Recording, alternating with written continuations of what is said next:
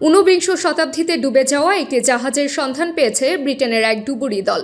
সেটিতে সন্ধান চালিয়ে মূল্যবান সামগ্রীর পাশাপাশি পাওয়া গেছে ১৭৫ বছরের পুরনো প্রচুর শ্যাম্পেনের বোতল।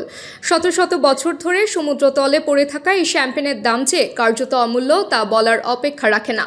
এক প্রতিবেদনে এমনটি জানিয়েছে ভারতীয় সংবাদ মাধ্যম এনডিটিভি। বাল্টিক সাগরে অবস্থিত ওল্যান্ড দ্বীপের দক্ষিণ থেকে প্রায় ২০ নটিক্যাল মাইল দূরে ডুব দিয়েছিলেন দুই ডুবুরি।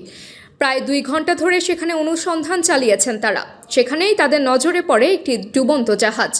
একটি ড্রাইভিং গ্রুপের সদস্য ছিলেন এই দুইজন। বিষয়টি নজরে পড়ার পর নিজেদের গ্রুপকে বিষয়টি জানায় তারা। এরপর সেখানে হাজির হয় ৪০ জন ডুবুরির একটি দল। ওই দলের প্রধান টমস স্টালচুরা বলেন, সমুদ্রের প্রায় ১৯০ ফুট গভীরে ওই জাহাজের সন্ধান চালিয়ে পাওয়া গেছে শেল্টার নামের এক জার্মান ব্র্যান্ডের মিনারেল ওয়াটারের বোতল ও প্রচুর পরিমাণ শ্যাম্পেন। ১৯ শতকের ওই জাহাজটি কার্যত ভালো অবস্থাতেই রয়েছে। শ্যাম্পেন ও পানির বোতলগুলো বড় বড় ঝুড়িতে ভরা ছিল।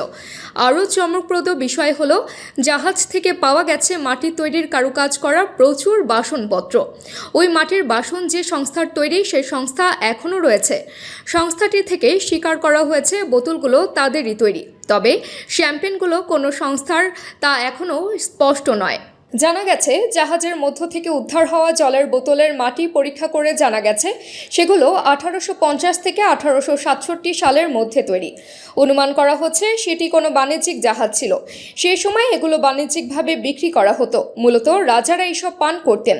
এই বোতলের এত দাম ছিল যে সেগুলো এক স্থান থেকে অন্য স্থানে নিয়ে যাওয়ার জন্য পুলিশি নিরাপত্তার ব্যবস্থা করা হতো।